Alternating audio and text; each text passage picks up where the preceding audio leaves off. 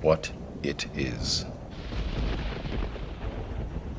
The Matrix is everywhere. It is all around us. Even now, in this very room. You can see it when you look out your window or when you turn on your television. You can feel it when you go to work, when you go to church, when you pay your taxes. It is the world that has been pulled over your eyes to blind you from the truth. What truth? That you are a slave, Neo. Like everyone else, you were born into bondage, born into a prison that you cannot smell or taste or touch. A prison for your mind.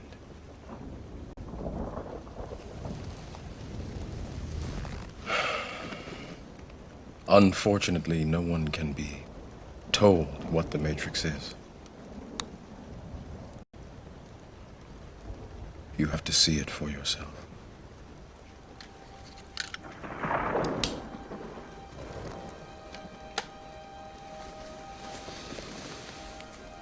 This is your last chance. After this, there is no turning back. You take the blue pill, the story ends. You wake up in your bed and believe whatever you want to believe. You take the red pill, you stay in Wonderland, and I show you how deep the rabbit hole goes.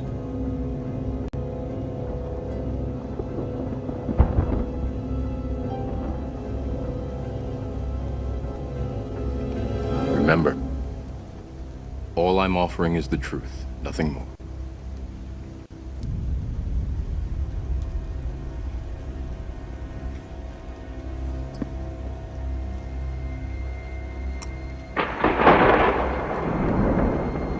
There you go, Neo. Take the red pill. Yeah. The red pill is reality. Hello to you all. We are streaming live from the Netherlands, from Maastricht. And of course, we're going to take a look at some geopolitics, right? So, what's on the agenda today? Well, tomorrow, there are elections in Taiwan. Very, very interesting because you have two political parties. One is nationalist, right? And another one is lenient towards the CCP. And it's very, very interesting to see who's going to win the elections tomorrow. So we're going to take a look at some people from Taiwan that are preparing themselves for defense, right? Because Taiwan believes that China is going to intervene. So we're going to take a look at this here. I'm preparing for China's war on Taiwan, close up, right? 我老婆应该不知道，这些要准备给她的干粮啊，或是罐头啊，这些粮食之类的，基本上我大概可以供应全家，大概最少基本上到20天到1个月，就是不用去外面找吃。对我而言，就是中共犯台时间就是从2025到2027，包括你看政府一直不断在备战这件事情。我生在这里，我会死在这里。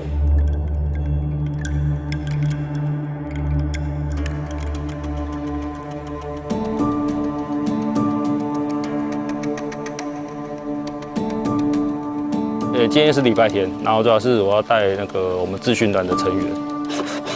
对我来说，现在备战是最重要的事情，像是就是搭庇护所啊，或者是像生活啊、净水之类的。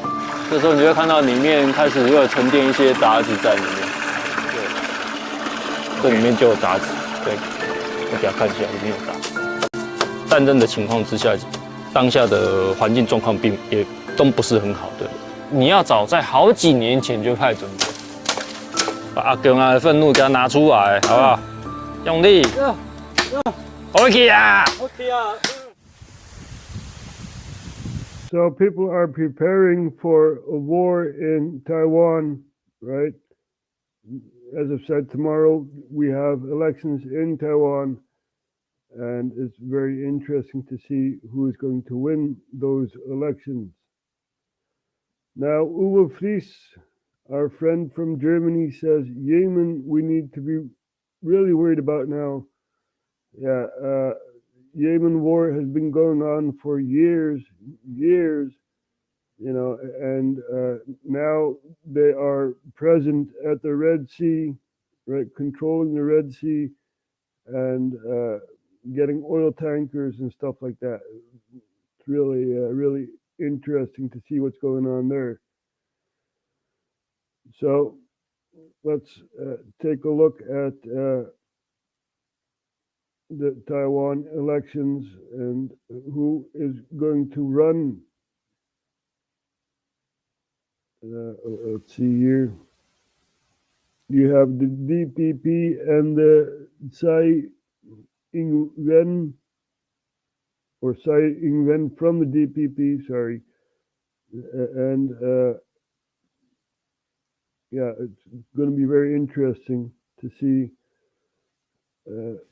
what's going to happen in Taiwan, right?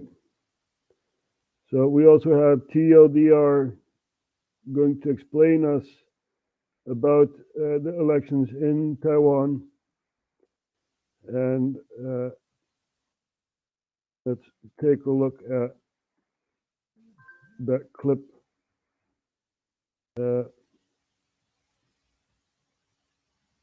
So we have a better understanding on what's happening in Taiwan. Will China blockade Taiwan? Will it invade Taiwan? Who knows? We're going to take a look at this here. Talk about can seem pretty complicated. Whoops, we got to go back. This video is brought to you by Brilliant. On Saturday, Taiwan will go to the polls to elect its president and parliament. Polls currently suggest that the most likely winner will be Lai Ching-te and his Democratic Progressive Party, or DPP. The DPP are generally more pro-independence than the opposition Kuomintang, and Lai is perhaps the most pro-independence candidate in Taiwan's history, having once described himself as a pragmatic worker for Taiwan independence. Given that China officially considers Taiwan as part of its territory, it should come as no surprise that the CCP really don't like Lai, and have described him as a destroyer of peace. Unsurprisingly, this has sparked some anxiety, not just in Taiwan, but also in the rest of the world, about how China might react if Lai does indeed win. China was so angry when the DPP's first president, Tsai Ing-wen, was elected in 2016 that they entirely severed diplomatic ties, and during his annual New Year's Eve address, President Xi Jinping ominously warned that Taiwan would, quote, surely be reunified with China. So in this video, we're going to take a look at Taiwan's upcoming election, how China might react, and whether this could be the beginning of yet another global conflict. Before we start, if you haven't already, please consider subscribing and ringing the bell to stay in the loop and be notified when we release new videos. To understand Taiwan's politics, you need to understand a bit of context. From 1927 until 1949, China was intermittently in a state of civil war, fought between the Chinese Communist Party, or CCP, and the Kuomintang government, or KMT. For most of this time, Taiwan was actually a Japanese territory, but it was returned to China in 1945. In 1949, the CCP defeated the KMT in mainland China and established the People's Republic of China on the mainland. The KMT fled to Taiwan, where they continued the Republic of China. Both the CCP and KMT claimed to be the rightful rulers of all of China, despite the fact that the KMT only had effective jurisdiction over Taiwan, and still do today. Now, you might assume, given their competing territorial claims, that the KMT and the CCP really wouldn't get along. However, because they both broadly agree on the One China principle, since Taiwan became a democracy in the 90s, the KMT have been the more pro-China party, and their main rival, the DPP, have been the more pro-independence party. The KMT are generally more popular amongst older, more rural voters in the east, while the DPP are generally more popular with younger, more urban voters in the west and around Taipei in the north. At the upcoming election, for instance, the DPP's China policy involves increasing defence spending and expanding conscription to deter a Chinese invasion. The DPP have also said they don't need to explicitly declare independence, because Taiwan is already de facto independent. On the other hand, the KMT want to cut spending and improve diplomatic ties with Beijing instead, and have, accordingly, framed the election as a choice between war and peace. Now, at first glance, you might assume that this election would be a shoo-in for the DPP, given that China and the idea of unification is increasingly unpopular in Taiwan. Less than 12% of Taiwanese voters support reunification, roughly 30% want an explicit declaration of independence, and over 60% disapprove of the CCP. This is for a variety of reasons, including China's slowing economy, the CCP's crackdown in Hong Kong, the fact that Taiwanese voters are increasingly unlikely to identify as Chinese, and the widening ideological gap between Taiwan's progressive democracy and China's autocracy. So tomorrow will be the elections in Taiwan. We're going to take a close look at that. It's very interesting to see. It's on January 13th. There we have it. So, yeah, it's going to be very interesting to see that. Who is going to win, right? So, if we take a look at the map and fly over to Taiwan, you know, you'll have a better view of what's going on. So,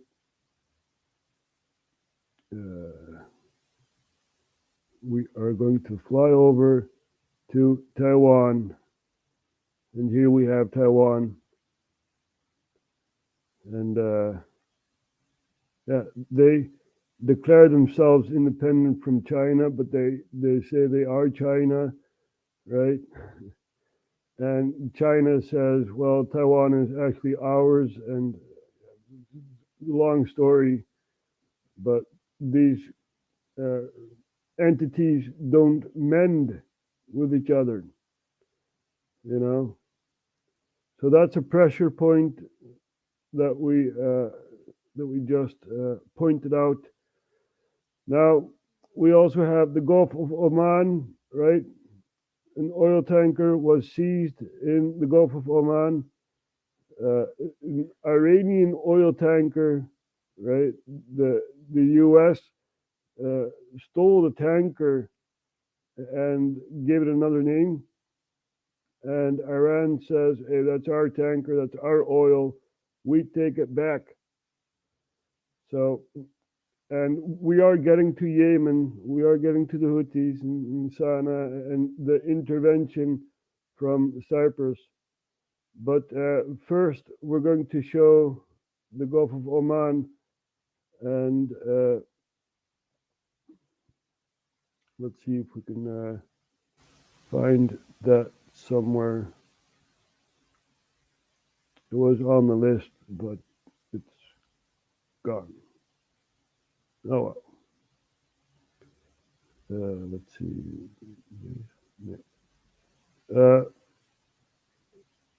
We're going to show you the Liberty Report from Ron Paul, right, who is talking about the Iranian vessel that's been taken over. Let's see.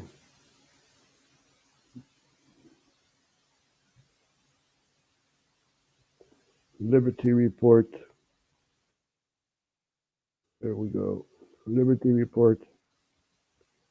And then we're talking about the Iranian oil tanker.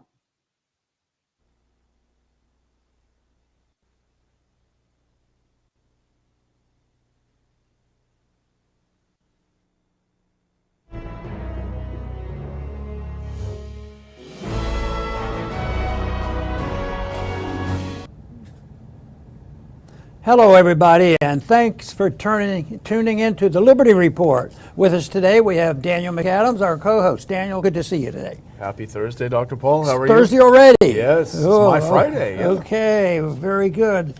And they had a big debate last night. Does anybody know much about it? I didn't watch it. You know, I'll have to talk about family things because Carol and I watched a little bit of it, and she's not into politics unless they're accidentally, you know. But anyway, last night was different. I said I have to go look at a computer. The computer's better than what I'm watching here. So she kept watching it, and you know her superficial conclusion just by glaring at that stuff. She says that woman comes across smart. So I wouldn't endorse that she's the smartest woman in the world, but Carol's interpretation was she came across knowing what she was talking about. Good and pulse. she didn't have the same thing to say about the opposition. You know. DeSantis, yeah. Yeah, and I've often wondered why DeSantis was so high and he goes down, but impressions are pretty important. Definitely, for sure, yeah. But I said, sometimes people come across being real smart. It's what they're smart about. Yeah, that's true. That makes a difference. Yeah. And I said, sometimes we worry about somebody in a position of power and they're real smart, and we know a few of them. Yeah. They have high IQs, but what good's an IQ if they don't have a standard of morals that you can trust? Evil, and that what they say is true, and Yeah. they don't lie. And that's a job finding that. Yeah. But anyway, we're trying to sort out some truth here about oil. Oil prices are down. They were over $100 not too long ago. They're down to $70, even dip below 70. But there's still contest for oil is still very, very important. And as time goes on, it's going to get a lot more important because the Mideast war and the China affairs are going on, and I think there'll be an event that will drive prices of oil up, not by the market, but by the foreign policy that we have. But anyway, there was the headline in Zero Hedge said, Iran hijacks oil tanker in the Gulf of Oman. Oh, what? They're stealing our oil, you know. Oh, we find out it's the oil that we stole from them, you know. And there's a big issue on us taking oil, and you know, it's one of these things is it's part of a big system of sanctions. Just think how long we've had sanctions on Iran.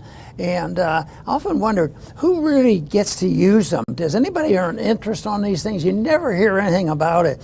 So I asked them to have an audit when we do the Fed audit. And they said, oh no, this is top secret on who really gets to use this money. Anyway, they have had a lot of money and banking sanctions against them. And they resent it. You know, I don't know why they aren't more tolerant. We're such nice people.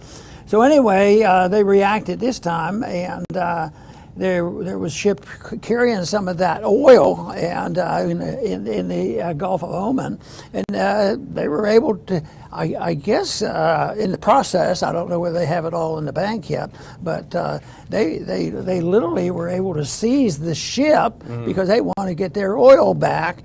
But you know, I imagine, because there's very biased reporting in both ways, sometimes radical left wing and then radical right wing, but the neocons are saying, oh, this is an act of war, you know, picking on us. We can't be pushed around like that. So there's a lot of people thinking that this is how we are supposed to act. And the basic assumption they're making is we have an empire to defend, and we're good people, and we will always argue for peace and stop these bad wars coming. And the facts, they don't quite bear that out. So anyway, this is an issue. Not a lot of talk about it, but in a way, there's some deep concern about what this means, and the Iranians are not going to put up with it. And this is also the reason and motivation.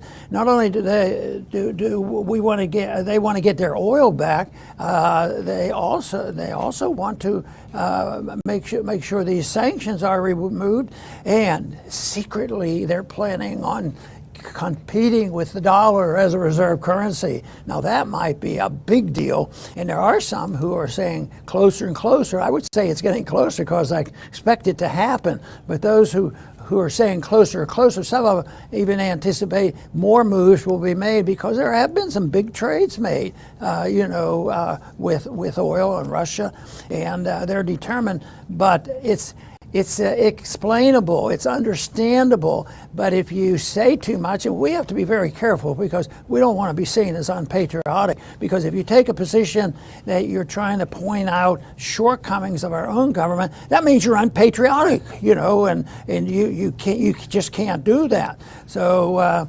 But I think that there's no risk if you tell the truth, maybe short term, but long term, telling the truth and trying to seek out the truth. And that's what we'd like to do today, is seek out the truth on what's really going on and how much of it is all our fault. Well, it's a tinderbox in that region. We know that for Now this guy has something very interesting to say. a fact. The Houthis in Yemen are defending the Gaza, the Palestinians in Gaza. That's what they claim that they're doing. And they've stopped all shipping going through the Red Sea, essentially. And you can see it on maps. We've had the assassination of several top figures by the Israelis, Hezbollah and Hamas figures. We had an act of terrorism inside of Israel that killed, 200 people. So obviously, there are a lot of tensions in the region. And now when you add this, and if you put on that first clip, you'll see the way that Zero Hedge frames it. And I think this is the way that the mainstream media is going to frame it. Iran hijacks oil tanker in Gulf of Oman.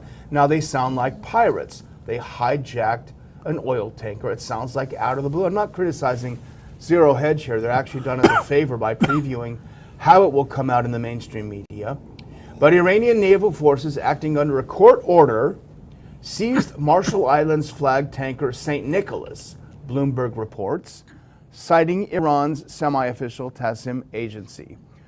The report said St. Nicholas is a U.S. oil tanker. So Iran, in the midst of all of these tensions increasing, they go out and steal and seize a tanker. Now here's from the same article. This is a tweet. If we go to the next one, to tankertracker.com, with more background. The tanker which the Iranians have boarded today in the Gulf of Oman is the St. Nicholas, carrying Iraqi oil. And this is where it gets interesting, Dr. Paul. Formerly known as the Suez Rajan, she was seized by the U.S. government for having transported 1 million barrels of Iranian oil in connection to a U.S. company. Oh, so you steal an oil tanker which was actually yours, right? Preventing from oil being exported to other countries. Now we know. Now we know. Isn't that weird, right? Oh, a ship has been taken hostage, blah, blah, blah, blah, this and that, and it's actually an Iranian ship that the U.S. stole. It's really amazing. It really is amazing. Anyway, we're also going to take a look at what's happening in The Hague, right? Now, yesterday we were talking about the South Africa putting Israel in front of court because of genocide, and we heard the South Africans. Now we're going to hear Israel. Precisely such concrete measures have been taken by Israel, which has been facilitating the provision of more and more humanitarian assistance for people in need throughout the Gaza Strip. These steps have not only been increasing so as to meet the developing situation on the ground. They are continuously taken specifically in order to prevent harm to the civilian population. These efforts have had an impact. Just last week, for example, With the assistance of the World Food Programme, a dozen bakeries reopened with the capacity to produce more than 2 million breads a day. The World Food Programme has said the delivery of flour, salt, sugar and yeast continues so as to enable more bakeries to reopen, increasing accessibility and affordability for thousands of families. And since the applicant mentioned yesterday the number of trucks entering Gaza each day before and after the war, the accurate average number for trucks specifically carrying food is 70 trucks a day. 70 trucks a day. Yeah, okay. So that's Israel defending themselves from the claims that South Africa had made, right? Claiming they're doing a genocide in Gaza. So, and I think that Israel should be punished, and also the Palestinians. Hamas should also be punished, right? But we know who created Hamas. We know who created Hamas, right?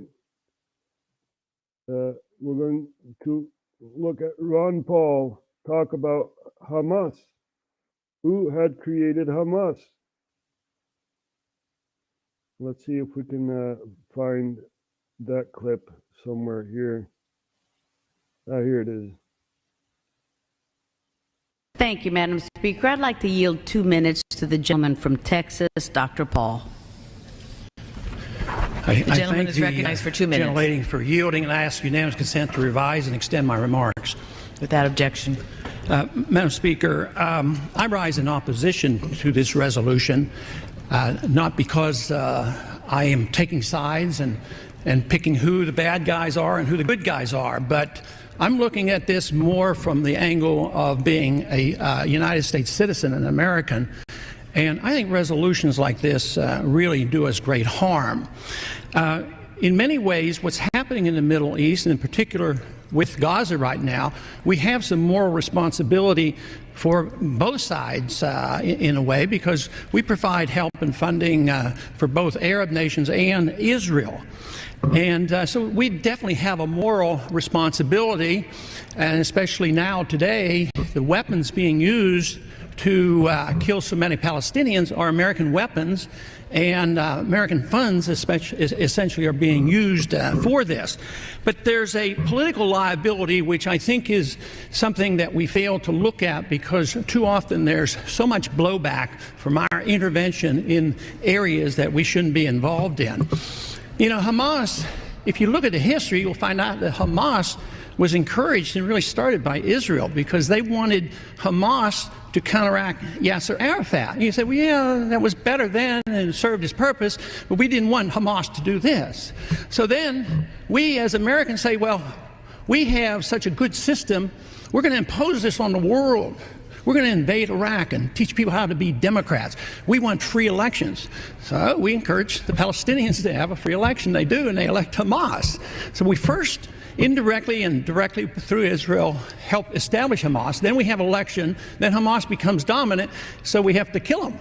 You know, it just doesn't make sense. During the 80s, you know, we were allied with Osama bin Laden. And we were contending with the Soviets. It was at that time our CIA thought it was good if we radicalized the Muslim world. So we financed the madrasa schools to radicalize the Muslims in order to compete with the Soviets. There's too much blowback. There's a lot of reasons why we should oppose this resolution. It is not in the interest of the United States. It's not in the interest of Israel either. Ron Paul is right. You heard him talking about the Middle East, and we have our so-called friend Zbigniew Brzezinski, right, who says God is on your side. So he's in Pakistan, right? The Soviets have taken over Afghanistan, and the CIA is in Pakistan providing an army to fight off the Russians, the Mujahideen. Now, this here Zbigniew Brzezinski. U.S. National Security Advisor Brzezinski flew to Pakistan to set about rallying resistance. He wanted to arm the Mujahideen without revealing America's role. On the Afghan border near the Khyber Pass, he urged the soldiers of God to redouble their efforts. We know of their deep belief in God, and we are confident that their struggle will succeed. You know, that land over there is yours. You'll go back to it one day because your fight will prevail and you'll have your homes and your mosques back again because your cause is right and God is on your side.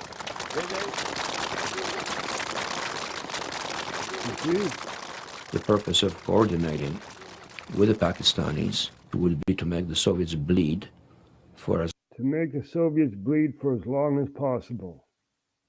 Now, Zbigniew Brzezinski is actually Polish, and he was Polish. He's dead now, but he actually was living under the USSR and had fled to America, right? And this is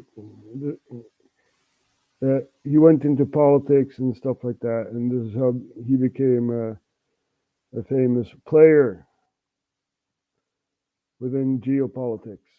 So that's Zbigniew Brzezinski, who also says it's easier to kill 1 million people than to control 1 million people. Easier to kill than to control. For the first time in all of human history, almost all of mankind is politically awake. And these new and old major powers face still yet another novel reality, in some respects unprecedented. And it is that while the lethality of their power is greater than ever, their capacity to impose control over the politically awakened masses of the world is at a historical low. I once put it rather pungently, and I was flattered that the British Foreign Secretary repeated this, as follows. Namely, in earlier times, it was easier to control 1 million people, literally. It was easier to control 1 million people than physically to kill 1 million people.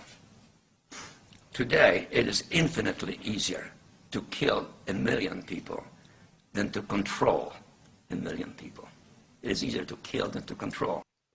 Now, how do you kill 1 million people, right? We saw what they were doing during the pandemic. Now, you may say pandemic, what do you mean about that? Well, Event 201, right? Event 201 shows you that they were planning, exercising about some new pathogen, new virus, and this and that. You know, it really is amazing. We're going to show you Event 201.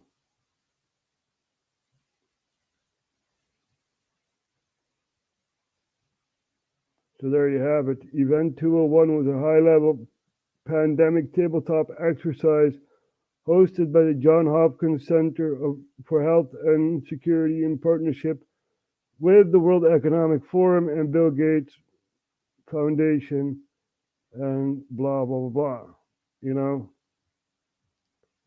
So they were planning this all along, you know, it's amazing. They want control over us. Now, how do you impose control when you already tried a variant virus? You make a new one, right? One even more potent, one even more deadly than the last. And we have a doctor on Facebook, Dr. John Campbell, talking about a new virus. So we're going to take a look at this here. The 11th of January. Now, last week there was published some really concerning research from China. What the researchers did was they got a virus from a pangolin. That's these charming little creatures that are so abused throughout Eastern Asia particularly. They took a virus from the pangolin and they cultured it in cells in the laboratory. And they then infected mice with it. And it killed all of the mice that had infected through brain infection.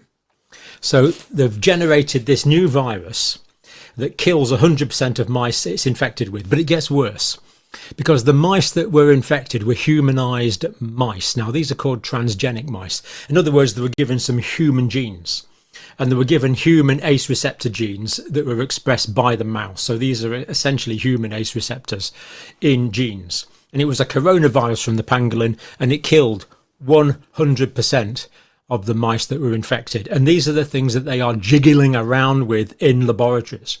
This is absolute madness. And it needs to be banned yesterday, as far as I'm concerned. The only reason I can see for doing this kind of research, the only reason I can see is as biological weapons. I really can't see anything else. So that sounds melodramatic. The researchers say it's because they're worried about spillover infection. But of course, they created the virus in the first place, in their cell lines in the laboratory. So it's not a virus that's in nature to spill over into human populations. So we've got a situation. This happened before, right? The lab leak. It's not a theory, it's fact, right? They gave the frame of consensus, right? Oh, it came from a wet market, blah, blah, blah, blah. And that was bigger than the frame of reality. The reality was that it came from a lab, leaked from a lab, right? Where they created a virus or generated a virus. It's not that they synthesized it together, it just evolved in their cell cultures in the lab, that killed 100% of the humanized mice. Brain virus disease. Now, they don't say whether they've tested it on humans or not, but given that it was affecting human ACE2 receptors, I think the probability is it would cause viral brain death in the vast majority of human beings that it infected. This research to me is just an existential threat to humanity. It really has to be stopped because the record of labs leaking all over the place, you were just reminded of a sieve.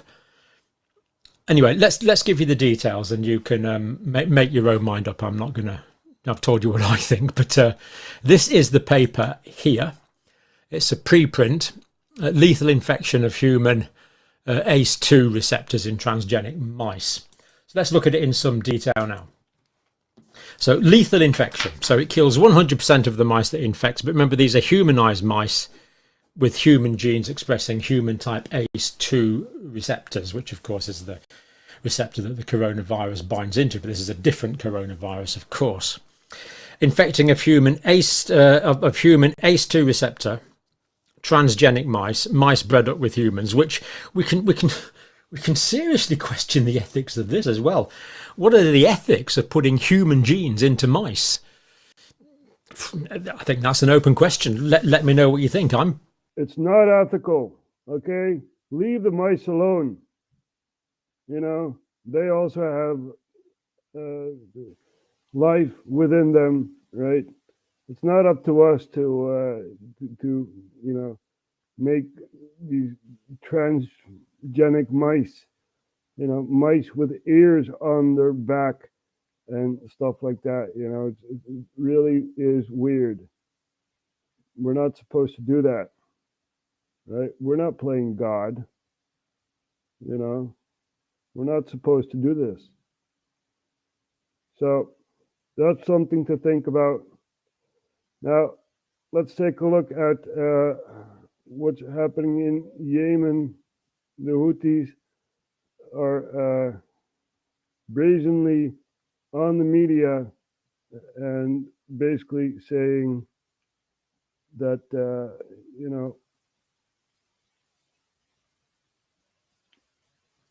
they are declaring war on Israel, on the oppressors as they see it, right? Which is the U.S., Israel, and stuff like that. So we're going to take a look at this here.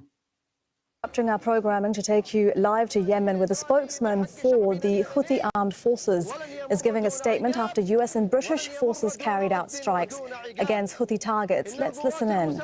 The response, the Yemeni armed forces will not hesitate to target the origin of any threat and all enemy targets inland and on the sea to defend the Yemen's sovereignty and independence. This belligerence cannot dent the Yemeni armed forces from their purpose supporting the Palestinian people. We, the armed forces of Yemen, will continue to prevent the Israeli vessels or those headed to the occupied Palestinian territories from navigating in the Arab Sea or the Red Sea. God is our rock, and long live Yemen, independent and free. Victory to Yemen and all free men worldwide. This is in Sana'a on the 12th of January 2024, a statement issued by the Yemeni armed forces.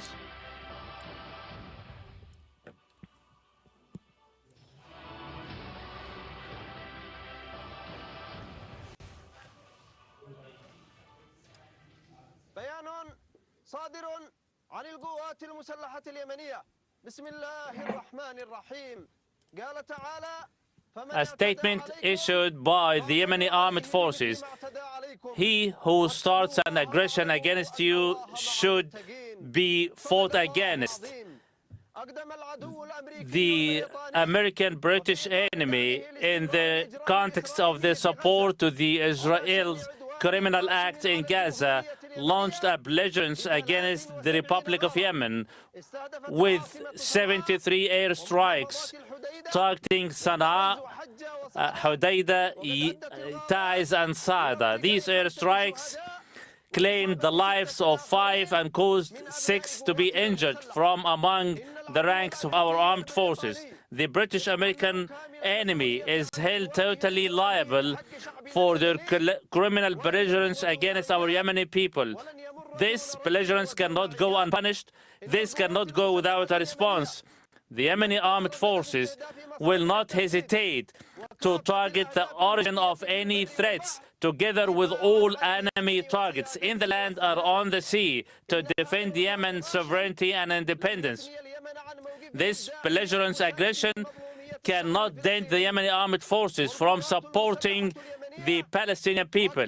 The Yemeni armed forces reiterate they will continue to prevent Israeli vessels. Now, how did I know that they attacked from Cyprus? Well, we have the Duran, right, talking about this whole situation, and we have Christopher, who is in Cyprus.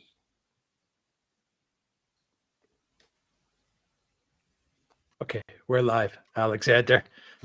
How are you doing this Friday morning? Well, I'm personally doing very well. I'm not so sure about the state of the world, but I personally am doing very well, and I think it's always great to be back on the Durand and discussing programs. Even the topics that we're going to discuss today is, I think, hardly a cheerful one. Let's put it like that. I could almost swear, like 4 or 5 in the morning, I woke up to the noises of like, it felt like I was listening to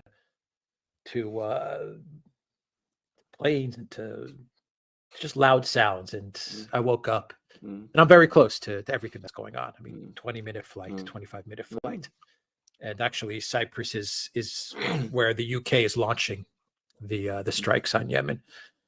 And I don't know if it was my imagination or what, but I woke up and I could swear I was hearing things, and I opened up my notebook and got the news of what's going on. So that's what we're going to talk about. US, UK strike on Yemen. Alexander, you have another show to get to in about 30 minutes. So this will be a short live, but we did want to do a live and update everybody as to what's going on and how we think it's going to unfold. So Alexander, you've got 30 minutes. Just let me know when we need to cut out. All right. Yeah. Yes. U.S., UK striking at Yemen. What are your thoughts? Right. The first thing to say is it's interesting that you've identified the two countries that carried out these strikes. US, UK. Now, there is supposed to be an international coalition operating in the Red Sea, but notice that this international coalition has reduced in terms of actual airstrikes, missile strikes, to just... There was an international coalition. There was even one Dutch military involved. So the Dutch are also involved. Just two countries. No one else actually wants to become involved. So all of these other ships, all these other warships, they're going around from, the Netherlands, from Denmark, from whomever, but they're not actually participating in this military operation. Just the Americans with their invariable sidekick, the British. And, dare I say it, those of you who know Spanish literature, it's a little bit like Don Quixote and Sancho Panza. They're, always together, tilting at windmills, because this is what this is going to be about. Because all of the places that they have attacked, all of the places that they have just launched missile strikes at and bombed, are places which have been bombed many, many times by the Saudis and their allies in the long, long war they fought against the Houthis. One particular airbase, and I remember... We know about this. We actually told the history of Yemen, right? Now, we're going to tell it again. During 9/11, you had countries which were deemed as terrorist countries, right? And Yemen was one of those terrorist countries. Well, there weren't any terrorists in Yemen, So during the Obama era, many drones flew over Yemen and bombed the civilian population into smithereens. And then the civilians said, we have enough of this, right? And they went to Sana'a, and the government in Sana'a had fled to Saudi Arabia, right? Now, Saudi Arabia wants to install the government back in Sana'a. And there was a power vacuum, and the Houthis took power in Sana'a. This is how they are in power. It's a bit like the Taliban, So, and they are shooting missiles and whatever else in the Red Sea, taking ships hostage and stuff like that. And this is happening. And who knows, maybe Ethiopia will be waging war, right, in the Horn of Africa because they want a port. Now, Eritrea doesn't give them a port. They have a port in Djibouti, but they pay a lot of money for that. And Somaliland cannot offer Ethiopia a port. Now, they do have a track leading to Kenya and Mombasa, but that track is very, very hard to make. It's been stalled, right? So it's, who knows, maybe Ethiopia will wage war because they want a port.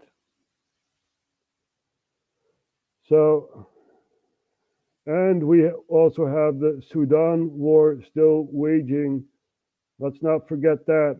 For 5 months, the army has been waging war against the paramilitaries that help the army basically take power in Sudan.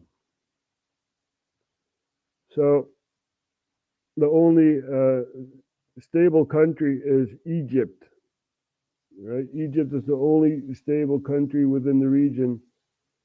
It's all one big hellhole, and it's getting worse. It's getting a lot more worse.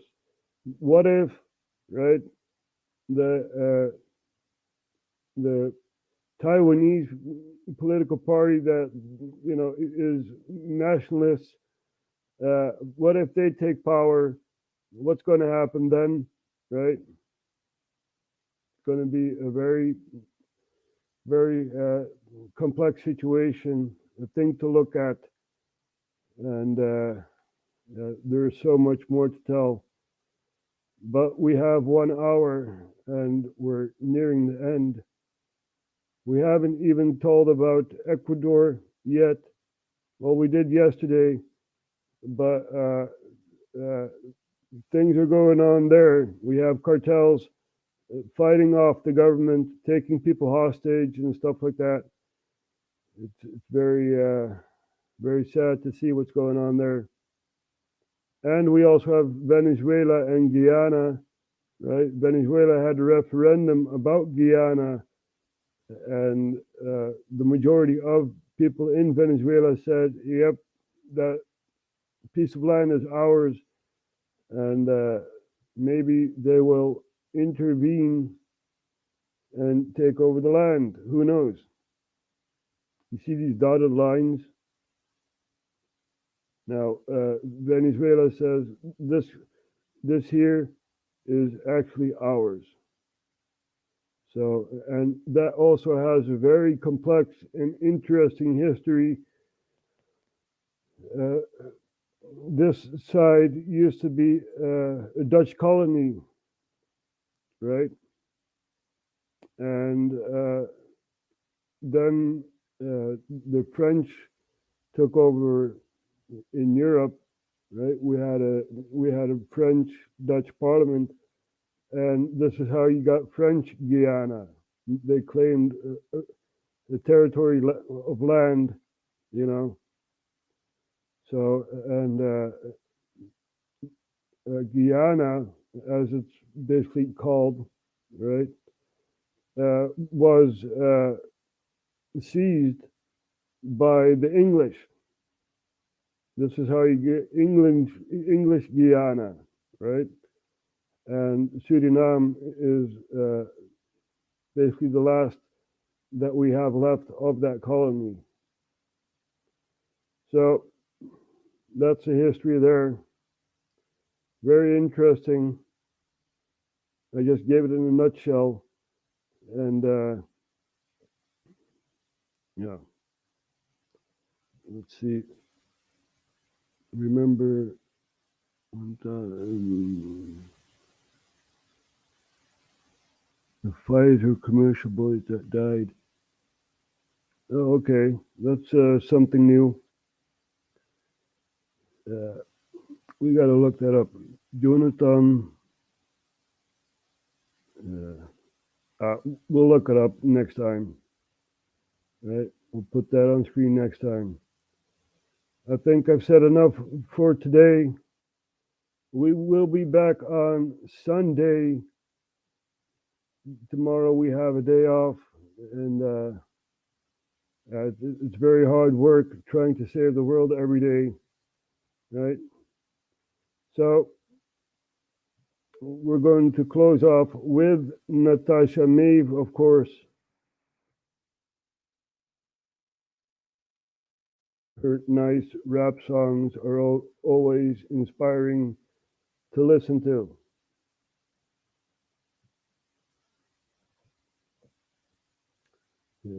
So, Natasha Maeve.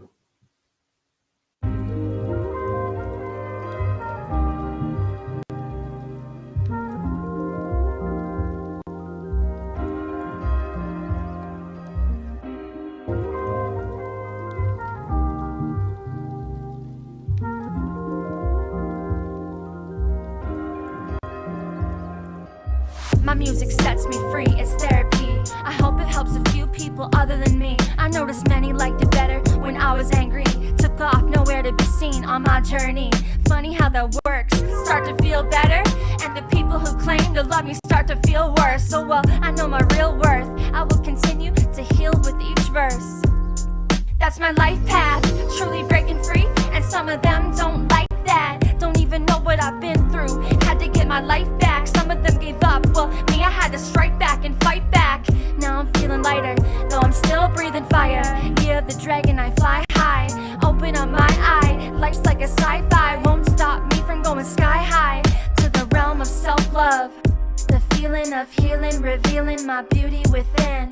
Stay focused, no stress. Every time I learn, I know less. It's a slow step, I'm enjoying the walk. It's not a race. Can't see the view when it's too fast and blurry. I like to be slow, no hurry. Must be a witch, cause they burn me. Green, I work with what's earthly. You can't hurt me. You take the blue pill. The story ends. You wake up in your bed and believe whatever you want. You take the red pill. You stay in Wonderland.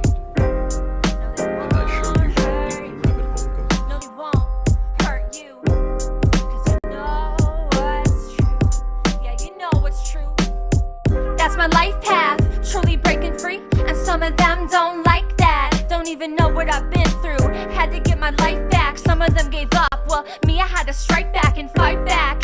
Now I'm feeling lighter, though I'm still breathing fire. Yeah, the dragon, I fly high. Open up my eye, life's like a sci-fi. Won't stop me from going sky high. My music sets me free, it's therapy. I hope it helps a few people other than me. I noticed many liked it better when I was angry. Took off, nowhere to be seen on my journey. Funny how that works. Start to feel better, and the people who claim to love me start to feel worse. So well, I know my real worth. I will continue to heal with each verse. And I know who really loves me out there. Thank you. I love you too. Keep fighting. Keep shining light. Don't give up. Don't let the demons win. You have to let it all go.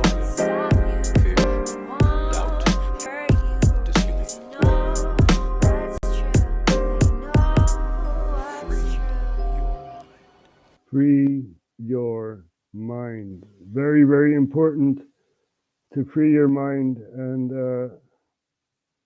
I thank you, Play, for giving me the name of the young kid who died.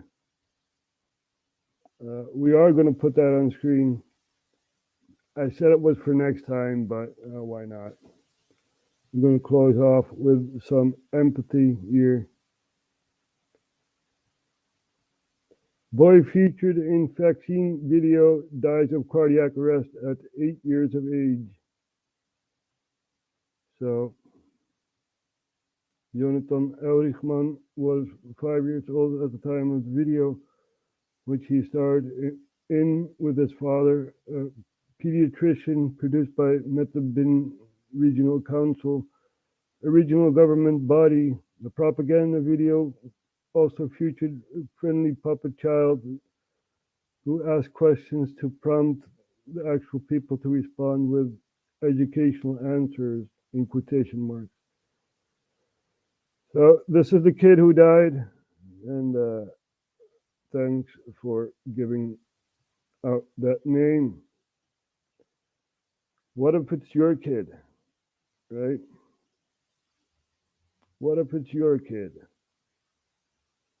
Well, we'll see each other next time, people. Thanks for watching, and see you next time.